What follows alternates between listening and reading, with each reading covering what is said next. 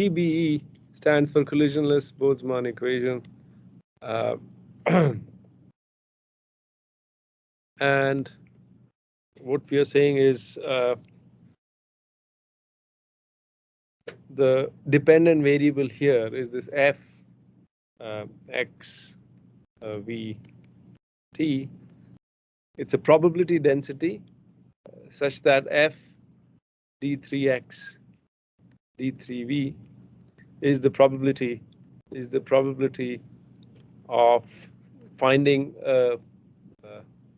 sort of a particle or a star in this phase space volume d3x d3v star in this volume. Okay, so so since f d3x d3v is a probability, f has a dimension of 1 by d3x d3v, right? So it's a probability density, and since we are assuming correlations to be absent, the probability of finding one star here or two stars at the same place or three stars at the same place is the same.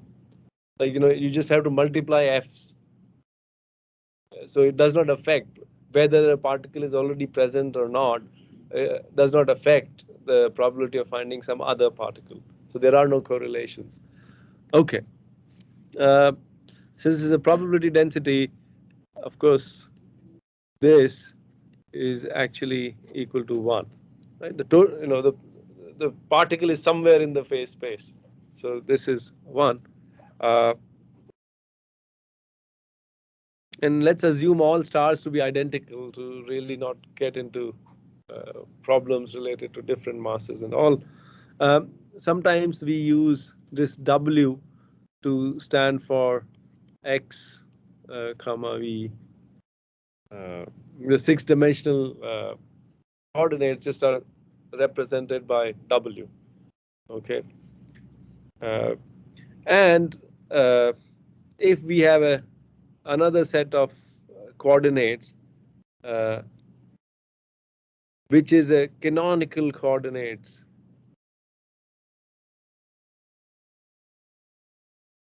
so the little bit of Hamiltonian dynamics language will be used. I hope you're aware of it. So canonical coordinates are coordinate systems that can be used to write a Hamiltonian, and the Hamilton's equation of motion are valid in that, right? And the canonical so if you go from one set of canonical variables to the other, the phase space volume, basically d w is equal to d capital W. The phase space volume, in this change of variable, the volume is preserved, right? Okay. And since f w actually let me just write d6 w is equal to f w capital W d6 capital W. So right, so there is a mapping between one set of canonical coordinates to other set of variable canonical coordinates. Now this is the probability of finding in this d6w, and if you have mapped, it's basically a change of variable from small w to capital W. If you do that, the probability has to be the same, right? The probability of finding in the same little volume, which now you're referring by a different set of coordinates, has to be the same. But since they're canonical coordinates, these volumes themselves are equal.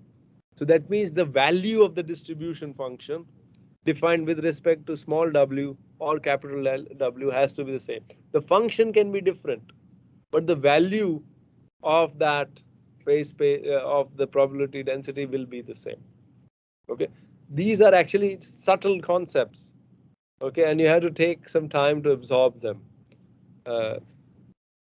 I mean, two sets of coordinates that we'll be using are x and v, and say, in general, these are referred to as q and p, right? Lagrangian and Hamiltonian, you've seen, right? X and v are also canonical coordinates, right? Because you can write the Hamiltonian as vx squared plus vy squared plus vz squared by 2, kinetic energy term plus potential, which is a function of x, right?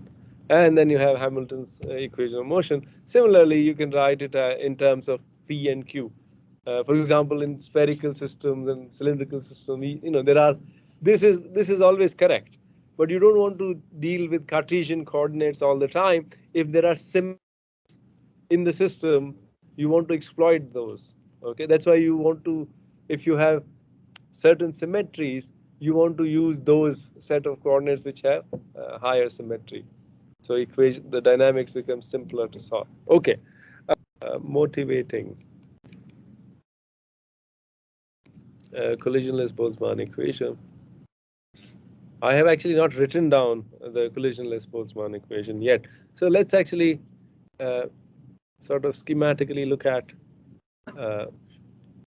say, some phase space. So let me just write xv, right? And so there are some particles here, and right. So and there are some particles here. Here, the density of these particles gives you a sense of the probability density, right? So the right. So so these guys have a positive velocity. So dx by dt is v. So some of these guys will move in. These guys, some of these will move out, right? Because this particle moves for a short time with this velocity. So some of the particles are coming in, some of the particles are moving out. Similarly, dv by dt is force per unit mass, and d small v by dt is the force per unit mass. So some of these particles are brought in by the force, and some of these go out because of the force, right? But the number of particles in this little box changes only because some particles are coming in and some particles are leaving. Okay, so the equation governing this probability distribution. So numbers and probability are sort of very, you can just exchange them, right? Because if the numbers are higher, probability of finding them is higher. So the equation that governs, so now f dou t, how much does the probability of finding a particle in this little volume changes in time is given by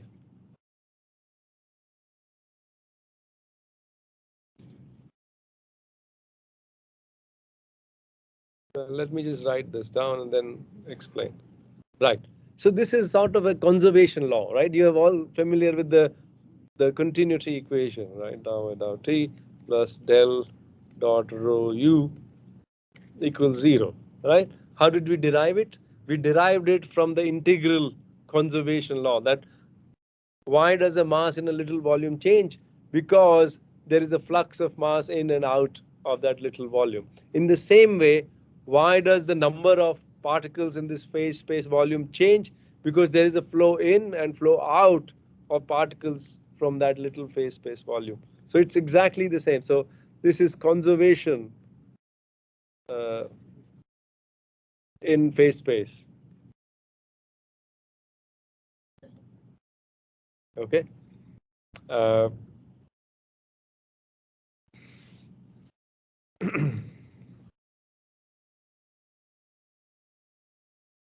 Because the number of particles is not changing.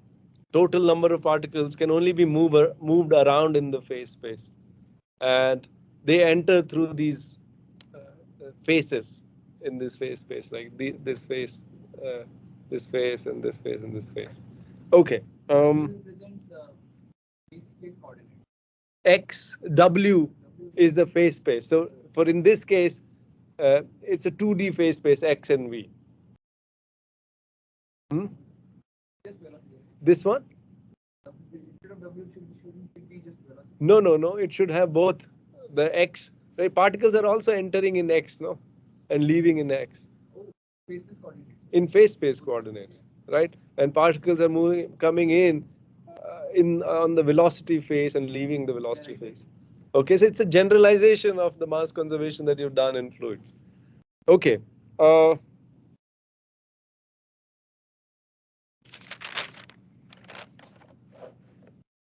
So let's look at this guy. So now W dot W dot dow F. No, sorry, not dow F.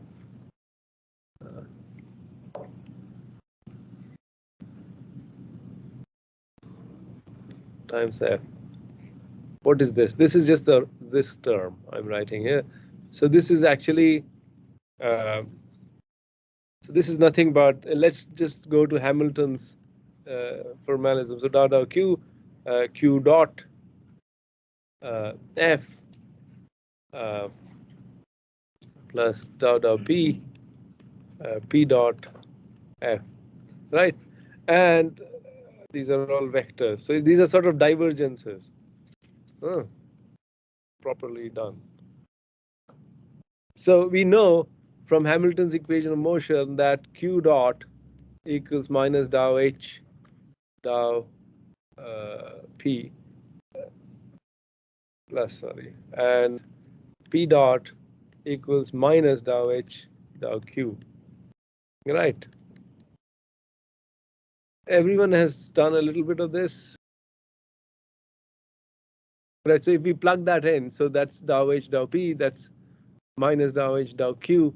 What you will see is that you'll have two terms, right? One will be dow to H dow P dow Q, and so let me actually just write this down. So this guy then just equals dow F dow Q dot dow H dow P plus F dow to H dow Q dow P minus dow F dow P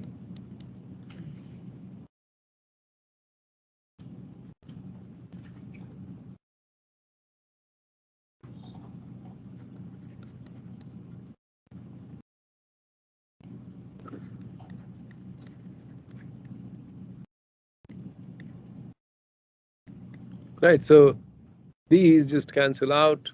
So all you have is these two terms, but this is nothing but, no, sorry, not this. This is nothing but dow H by dow P is minus Q dot,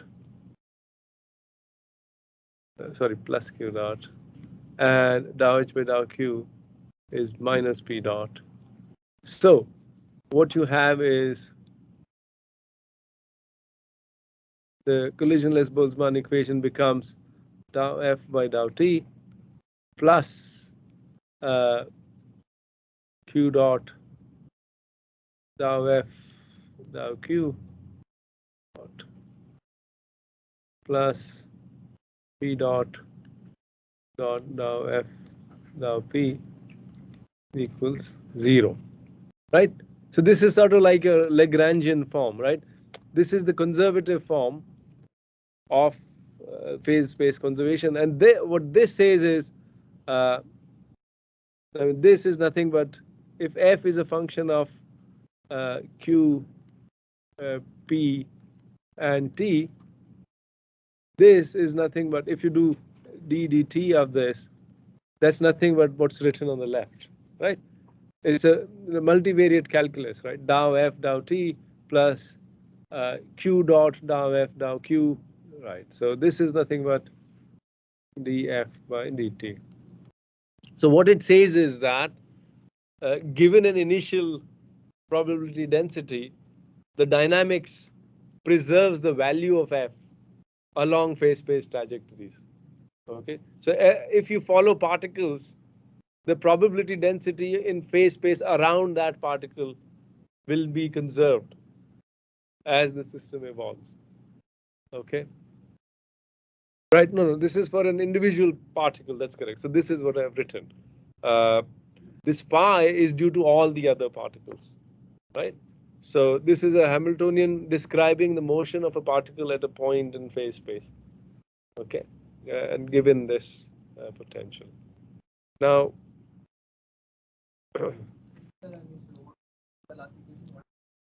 this is telling us that the value of the distribution of the probability density remains conserved along the trajectory in phase space. So, right, because this, so what it means is that suppose you have some, so actually let's sort of do something. Okay, so this is say x and v, right? And let's forget about any force, no gravity, nothing. So initially, suppose this is your distribution function. Okay, so there are, so your equations are x dot equals v and v dot equals 0. There is no force. Okay, so how will, so, and this is the initial probability cloud. So there are no particles initially beyond this, and they are uniformly distributed in this volume. So how does this change in time? These particles will actually just move with velocity v, right? These particles have a negative velocity. These will just move with velocity v, minus v, I mean. And this guy just sort of becomes like, this spread in x remains the same, right? Because they have the same velocity, all these guys have the same velocity, right? Y-axis is velocity. So this cloud becomes like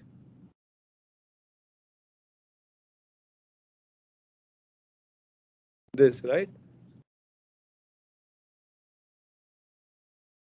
So this is how it evolves. So the guys which are in the neighborhood of this are still in the neighborhood of this, and the fraction of points which are in the neighborhood of this remains the same at all times. So this is a simple example, right? Just to illustrate what does it mean by f being a constant, right? So the value of probability density here and here is the same. The area of these two is the same, right? It's a parallelogram with the same base and height. So the phase space volume is conserved as it should be, and the f locally remains conserved, and so on. Okay, this is just an example. So you have to build intuition on this. This is something which is somewhat non-intuitive. Okay.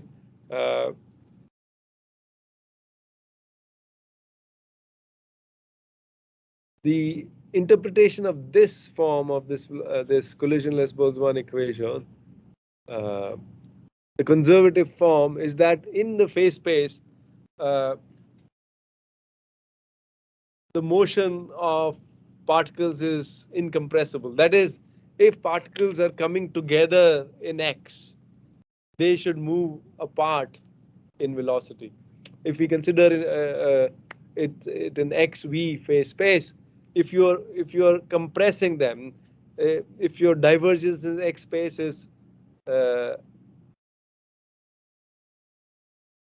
negative, then your divergence in velocity space must be positive. It's an incompressible flow in phase space. So all these you have to have some intuitive understanding of. Okay, so if we use Cartesian coordinates are canonical coordinates.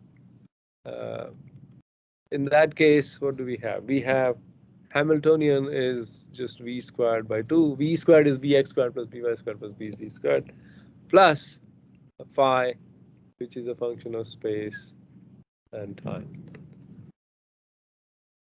And the collisionless Boltzmann equation, I mean, we have given the form, right? This applies for all canonical coordinates, so it must apply for x, y, z as well.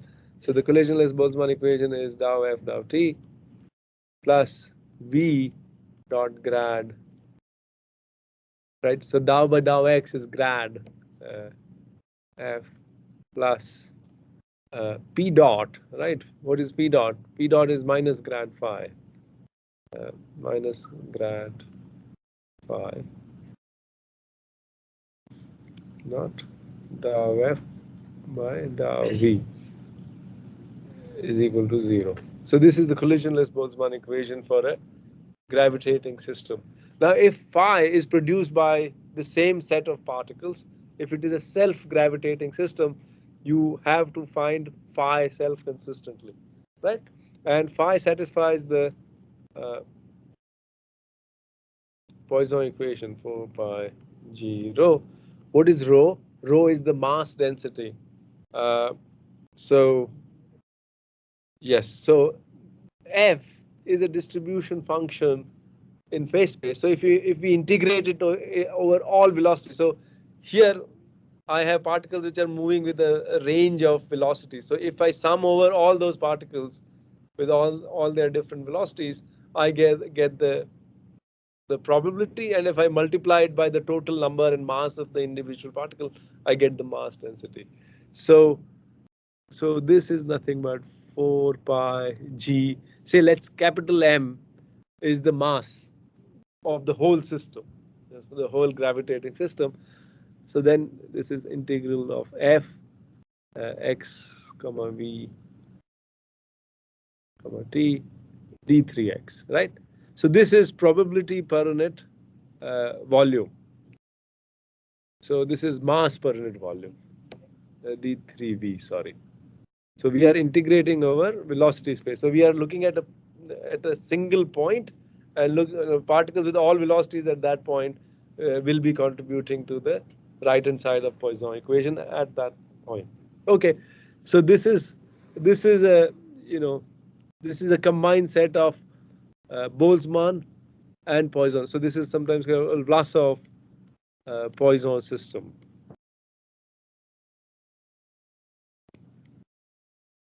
Okay, you in the plasma physics has like this same analogy. Okay, now if we go to cylindrical coordinates, so I mean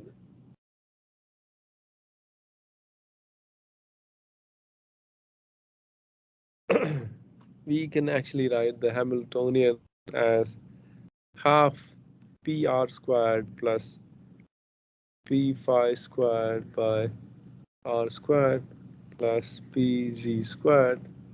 I mean, this you have all done. Plus phi r phi. Small phi is the coordinate, capital phi is the potential z.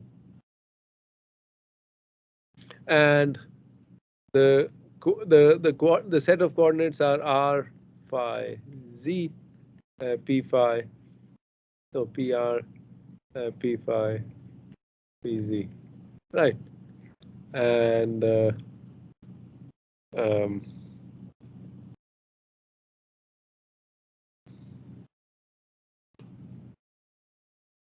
and they're sort of related to the velocities also. So this, this is cylindrical coordinates, right? So q dot, the rate of change of coordinates is equal to dou h by dou p. This is equal to, so if you look at this is nothing but PR. And if you just take the derivative of this Hamiltonian with PR, that's QR dot, so PR comma P phi by R squared comma PZ. That's how that's basically R dot phi dot Z dot, right? Similarly, P dot is equal to minus dou H dou Q. This is equal to minus, so like if you look at this Hamiltonian, minus dou H dou Q. So you are doing the radial R derivative first. So there will be two terms. One is this, one is this. There is an explicit R appearing here. That's sort of like a centrifugal force. Okay. So this will be minus dou phi dou R plus P phi by R cube. Right. So this came from this phi term. This P phi by R cube comes from this term. So this is how this is dr dt. The radial, the rate of change of the radial coordinate is given by this. And then you have minus tau phi by tau phi and minus tau phi by tau z. Okay, so these are your q dot and p dot. Now, what is your collisionless Boltzmann equation?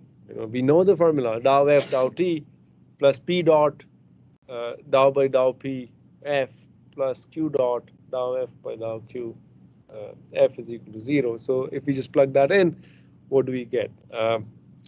We get tau f tau t plus pr tau f tau r plus p phi by r squared tau f by tau phi. I'm just sort of writing those individual terms, plus pz tau f tau z minus tau phi tau r minus p phi by r cube tau f by tau pr. This is the radial, this is pr dot, right? And minus tau phi by tau phi tau f by tau p phi minus tau phi z tau f by tau p z is equal to 0. So this is the collisionless Boltzmann equation in cylindrical coordinates. So, I mean, right now we have not made any simplifications, but in some cases, for example, if you have a potential which is independent of phi, so you can actually get rid of, so if potential is independent, this term goes away. And if your distribution is independent, this term goes away. So the use of symmetry,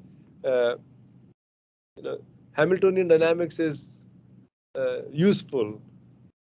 It is equivalent to F equals ma, but it makes the calculations more elegant in a lot of cases. So this is one of the examples. This equation, by the way, this equation here is a vector equation, right? You can always do a change of variables to any set of variables. And if you do it to this set of variables, you have to get this. But if you do it in the brute force way, without going the Hamiltonian route, it's extremely tedious to do. Here, we didn't really face any encounter. Everything was straightforward. So that's the beauty of the Hamiltonian approach. When we first encounter Hamilton's equation, we're like, we know F equals ma. Why are we sort of making our lives more complicated, introducing all these things which don't seem to have any apparent use? It actually, the whole quantum mechanics, everything is written in terms of the Hamiltonians as well. But not even like, you don't even have to go to quantum. Even this is like all classical stuff. Even here, it makes the interpretation of things like the conservation of phase space volume and so on are very naturally apparent in this formalism. Okay, let's go to. Similarly, you can do it in spherical. I'm not going to write the whole thing, but let me just write down the. Let me just write down actually the Hamiltonian is PR squared. So half of PR squared plus P theta squared by R squared plus P phi squared by R squared sine squared theta. So there is a way. So if you write down the Lagrangian, there is a way to sort of write the Hamiltonian and all that. I'm not going to do classical mechanics. I'm just going to write the results. If you are not familiar with it, just look at Goldstein or any classical mechanics book. So this is the Hamiltonian, the kinetic energy term plus potential. Let's say it's only a function of r, spherical, symmetric. Right? So then the theta and phi dependence. This is an assumption. Like we could have made this assumption previously too and gotten rid of a lot of these terms. So P dot is equal to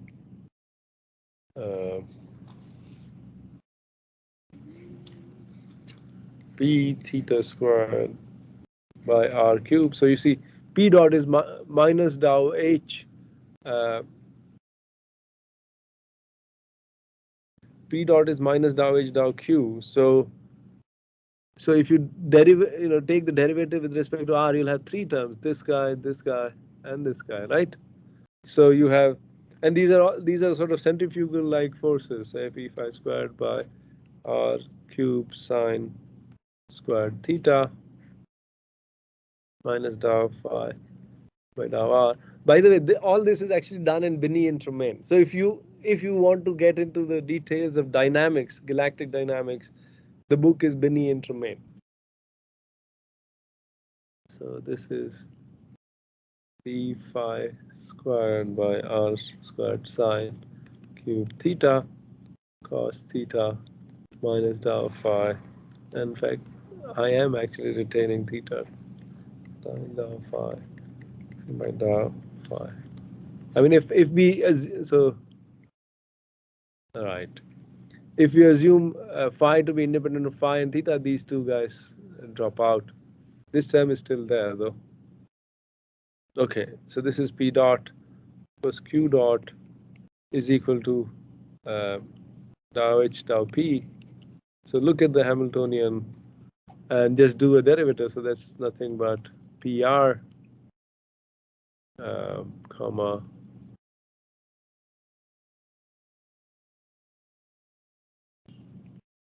p theta by r squared comma p phi by r squared sine squared theta.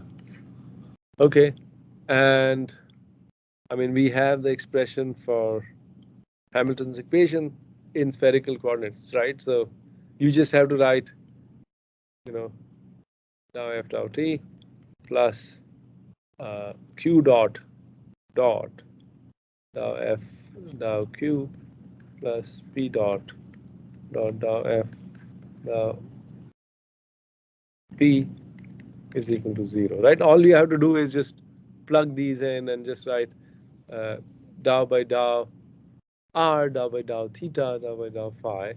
Similarly, here it will be dou by dou pr, p phi, pr, p theta, and p phi. Okay, so it sort of looks messy, but we'll not get into it. Okay, now this is the collisionless Boltzmann equation. Now we'll come to something called Jean's theorems. So what about the solutions to the collisionless Boltzmann? How do we find steady solutions? So in galactic dynamics, we are very interested in the steady or the quasi-equilibrium solutions of the collisionless Boltzmann equation. How do we find that? Basically, solutions that satisfy this, right? How do we find that? So Jean's theorem is something that helps us find solutions of the CBE. So if I is a function of position and velocity, or q and p, there's a change of variable. If I is something called an integral of motion. Integral of motion is such that d dt of that is 0. Hamiltonian function for a time independent potential is an integral of motion, right? It's a function of x and v, which is conserved along the phase space trajectory. So if this is 0, this is something called the integral of motion. So di dt is what? There is no explicit dependence on time in this function, right? So it's independent. It does not have an explicit dependence on time. It does depend on time, but through x and v. Okay. So what is this? This is apply chain rule, right? The partial differentiation. So this is dou I dou t, which of course is 0 because there is no explicit dependence on time. plus dx dt dot dou I dou x plus dv dt dot dou I dou v. This is actually 0. What you see is that this is just x dot and this is just v dot. It looks like I satisfies the collisionless Boltzmann equation, right? If I is a function of x and v, I satisfies steady collisionless Boltzmann equation, right? Because this is nothing but steady collisionless Boltzmann equation. X dot dou by dou x of f plus v dot dou f by dou v equals 0.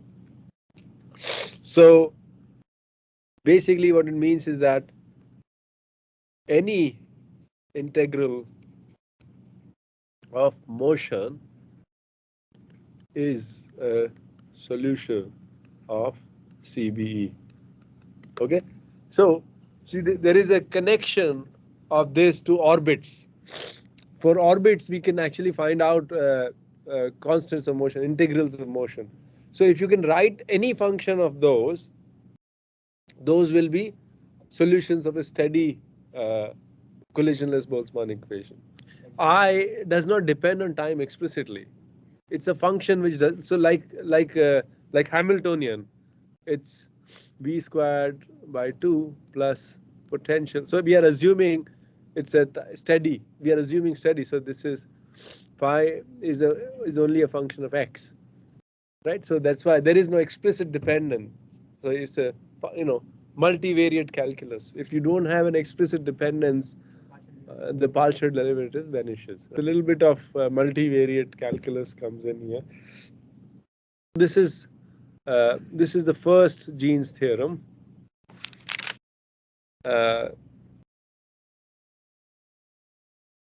So any solution of steady collisionless Boltzmann equation is an integral of motion, right? So if you have a steady CBE, what it means is dou f, so v dot dou f dou v, v dot v dou dou x of f plus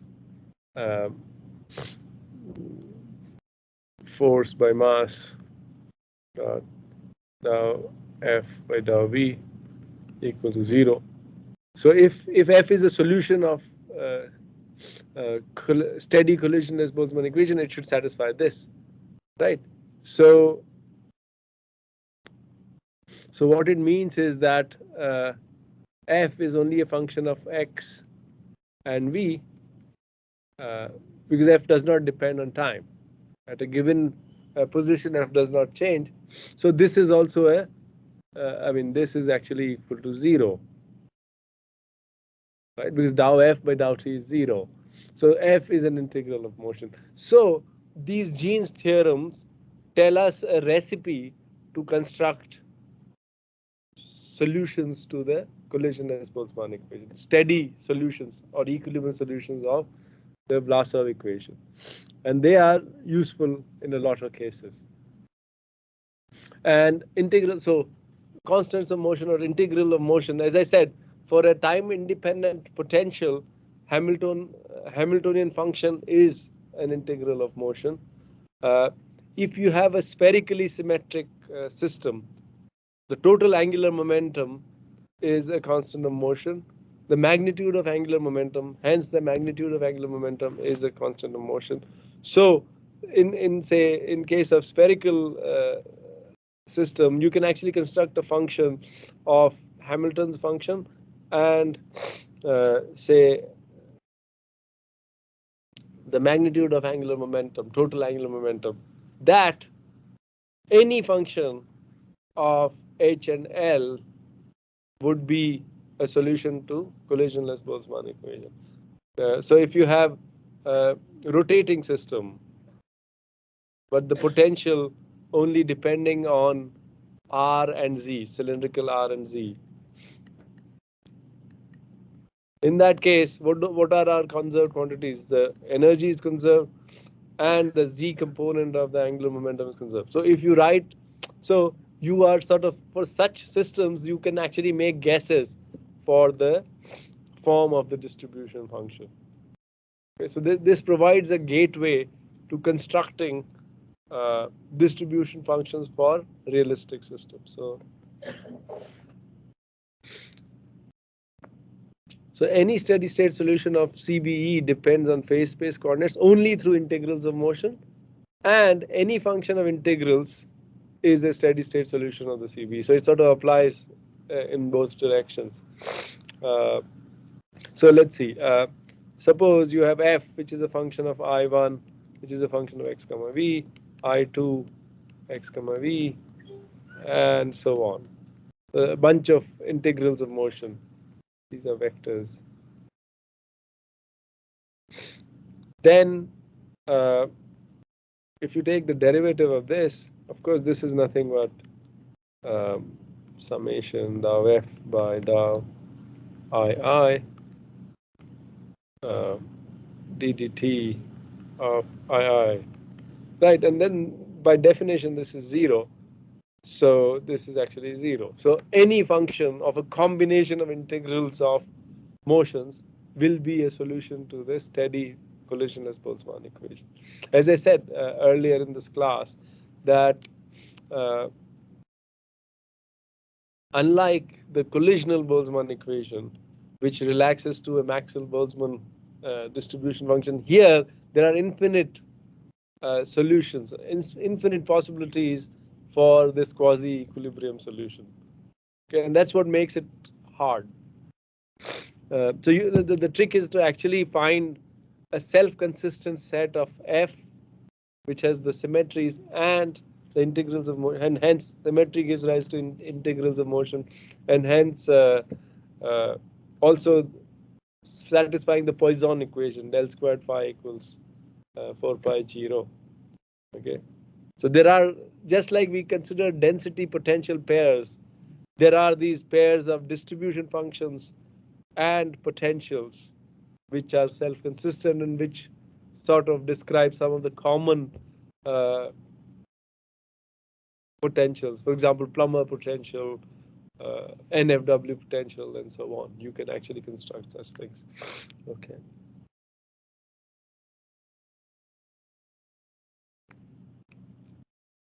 So for all practical, so there are a lot of subtle things which I haven't covered. So there are integrals of motion.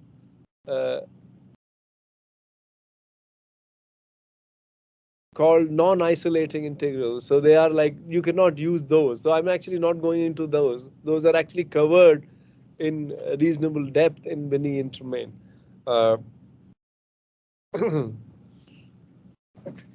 And there is something called strong genes theorem, which says that the distribution function of a steady state system in which almost all orbits are regular, in the sense that there are no resonances or things like that, then you can always write the distribution function as a function of 3 isolating integrals. So there is a whole like mathematics associated with this topic, which we are not going to go into. Okay, we are only sort of touching the surface, and some practical examples we'll actually be doing. Let's see. So this is about the collisionless Boltzmann equation. As I said earlier, that we can take the moments of the CBE to obtain equations which look like the Euler equations in hydrodynamics. Okay, so let's actually start with that. So start with this, the CBE plus VI dou by dou xi F minus dou phi So I'm actually writing this in component form. So Einstein's summation is assumed. So Vi dou by dou xi means that it's Vx ddx, Vy ddy, Vz ddz.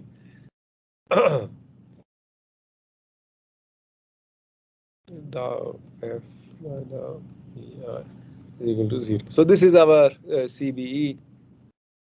Okay. Now what we'll do is take the moments. Okay. So we'll take the 0th moment. So what is meant by 0th moment? I actually do this integral over d3v with v to the power of 0 pre-multiplied and just integrate over this thing.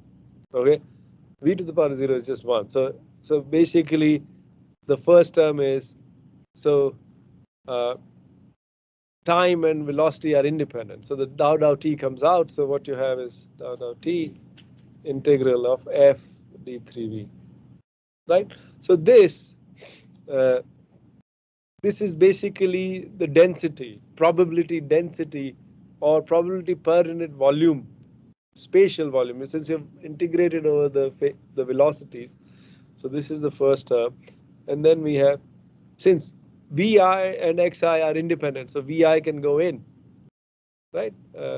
This is dou Xi, Vi f d3v. Okay. Now minus dou phi and dou xi. Similarly, this can just come out because this is a function of x only, um, and maybe time. So when you do d3v, now f by now vi. Yeah, right. So this is the 0th moment. So what does this give you?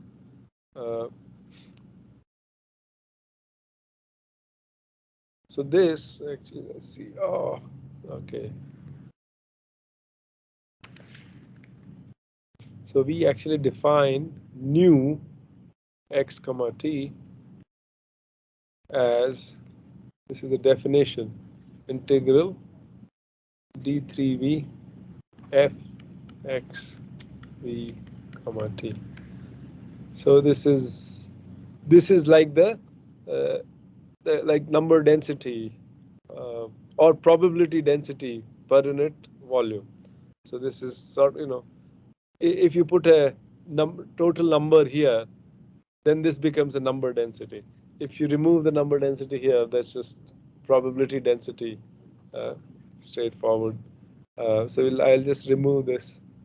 Just be careful about this prefactor. F is a probability density. That's the best. That's the most uniform usage. But converting into mass density or volume density is trivial. You just multiply by m or total number of particles, you'll get it. Okay. Vi bar is basically, this is the definition. So Vi f d3v divided by f d3v. Right? This is just like the mean velocity. It's like a bulk velocity. It's independent of the phase space velocity, right? You've integrated over velocity. It's sort of like a fluid velocity.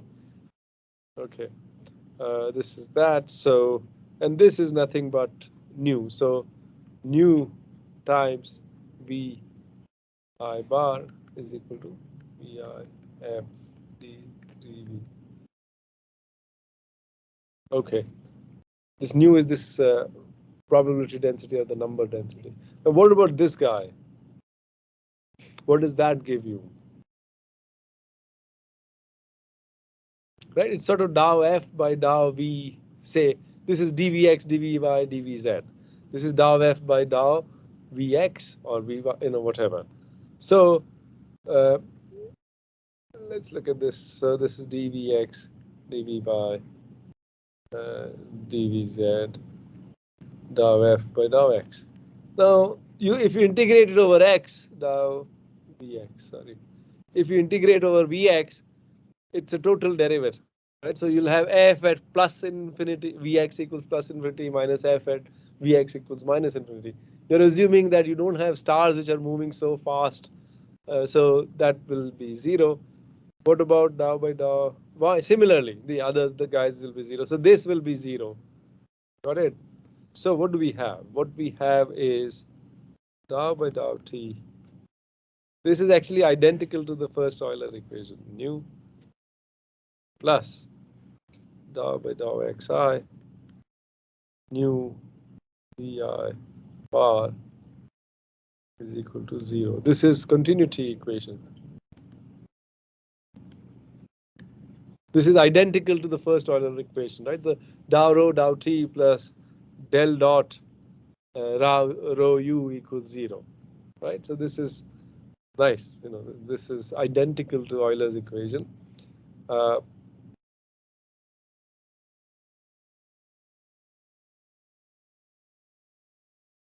Let's do the first moment.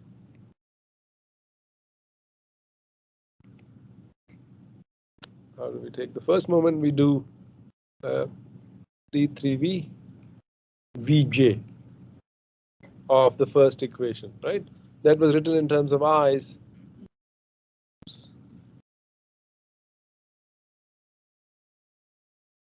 Yeah, so what we do is we multiply it by vj and then do d3v. Let's see what we get.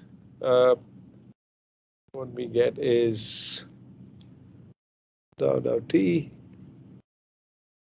integral f vj d3v plus dou by dou xi integral vj vi f d3v minus dou phi dou x integral vj dou f dou vi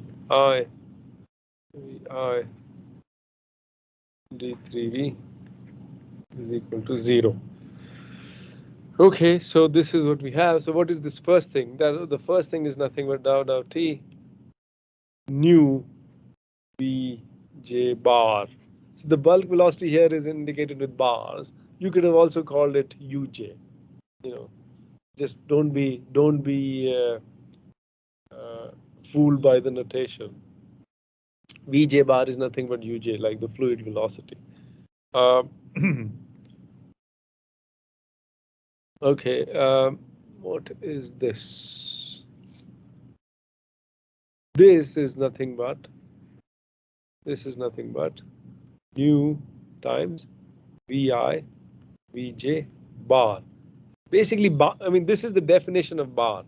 F bar or G bar is integral of G F d3v divided by F d3v. F d3v is nothing but nu. So this is just the definition, in a sense, of a barred quantity. Okay, let's look at this term, just this term. Okay, so you can do an integration by parts. This is I and that is J. So what you can actually do is f vj, integrated at the boundaries, minus dou vj by dou vi f d3v, right? This will go to 0 because at large velocities, distribution function is 0, right? So this goes to 0. This guy, what is this? Yes, this is delta ij. And this is I, so what do you get? You get dou by dou t nu vj bar plus dou by dou x. Today we had a lot of math, so it has slowed down a little. Xi nu vi vj bar plus nu Now phi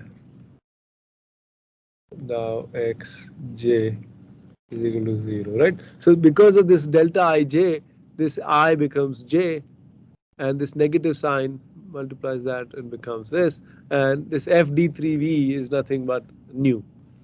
So you have, so this is like your momentum equation, like your Euler's equation, Euler's momentum equation, d by dt of rho u plus del dot rho uu uh, plus P, there's a pressure term, plus blah. The pressure term is hidden in this, okay, because UI includes both the bulk velocity and the fluctuations around the bulk velocity. So let's introduce this sigma ij squared. Sigma ij squared is nothing but Vi minus Vi bar times Vj minus Vj bar, the whole barred. You remember bar, what is barring? Barring of any function g means g f d3v divided by f d3v. Okay, so this is your definition. So this is called the velocity uh, velocity dispersion tensor.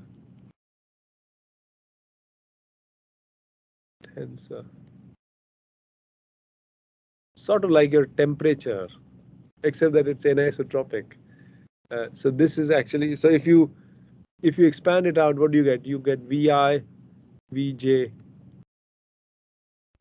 minus Vi bar Vj minus Vi Vj bar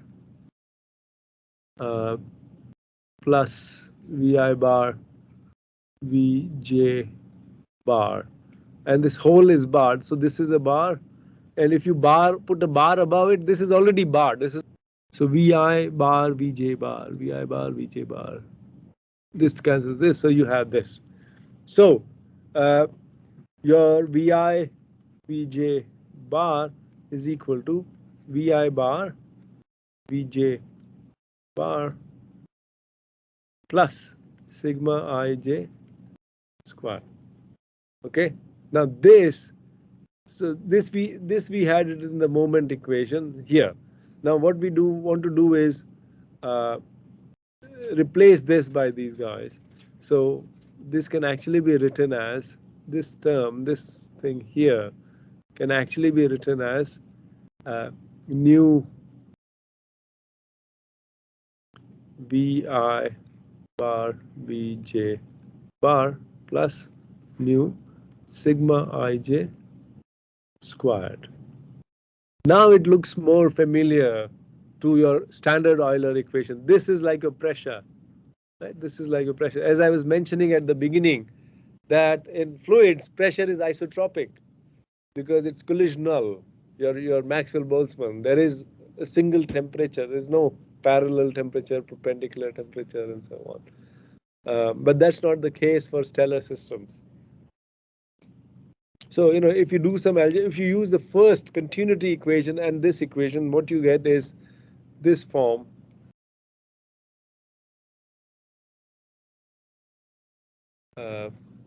Plus nu Vi bar dou by dou xi Vj bar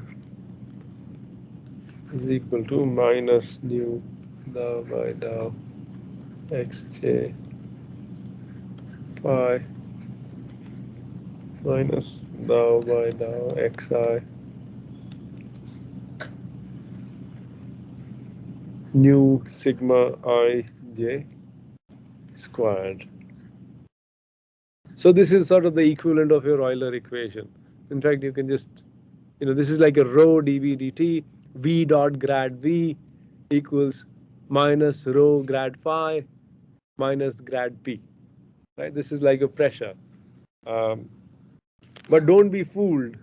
This has 6 unknowns. Right? This is a symmetric, right? You can actually see. Vij equals Vji, because multiplying it in any order, this in any order does not change it. So this is a symmetric tensor, but still has 3 plus 3 unknowns. So the way you use this is actually try to measure these from observations. Like from Gaia data, the mean velocities of, if you just average the velocity of stars, their dispersions and so on. So you can actually get this from data, and that's how you can actually use the Jeans equations.